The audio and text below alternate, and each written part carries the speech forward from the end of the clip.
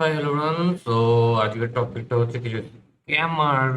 Scammer নিয়ে তো আগে ভিডিও বানিয়েছি, তো আগে স্ক্যামার মিনস আমাকেই টেক্সট করেছিল সেটা ফেসবুকে। অ্যান্ড সেটা কি আজিও টাইপের কিছু একটা লিঙ্ক পাঠিয়ে, তো ভুলবশত আমাকে পাঠিয়ে ফেলেছিল, যাই হোক। তো দেখা যাক যে অ্যাকচুয়াল স্ক্যামটা কি করেছিল বা স্ক্যামটা কিভাবে করতে চাইছিল।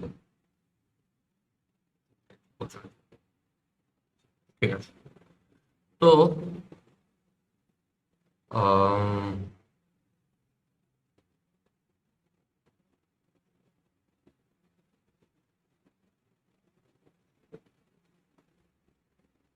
তো এখানে দেখতে পাচ্ছ এটা স্প্যামের মতো পড়েছিল। আর এই যে লিঙ্কটা আমাকে সেন্ড করেছিল এখানে AJIIO.in। তো ব্যাপারটা যেটা হচ্ছে সেটা হলো এই যে আজিও.in, আমরা যদি নর্মালি আজিওর ওয়েবসাইট খুলি, আজিও.com, আমরা এটাই জানি যে আজিও.com অ্যান্ড সেটা স্পেলিং হচ্ছে AJIO.com।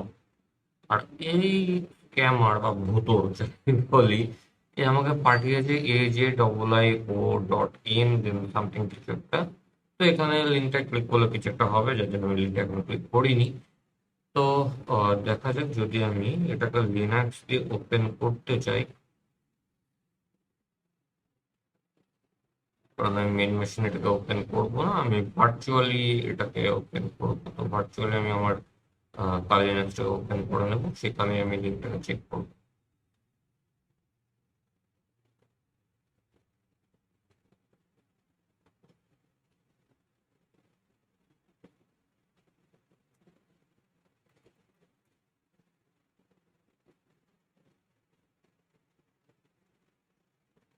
ওকে, তো আইনসটা ওপেন হয়ে গেছে। এখানে আমি ব্রাউজারে ওপেন করব AJIIO.in।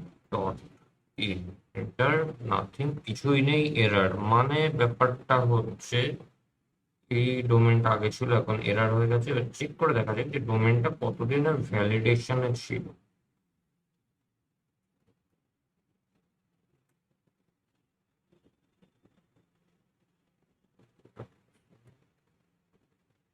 voice.com।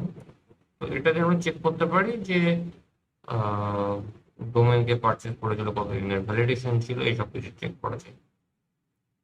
AJIIO.in enter. তো ডোমেনটা ভ্যালিডেশন ছিল, রেজিস্টার হয়েছিল 2023-এ, এক্সপায়ার হয়েছে 2025। আচ্ছা, হয়নি। তোমার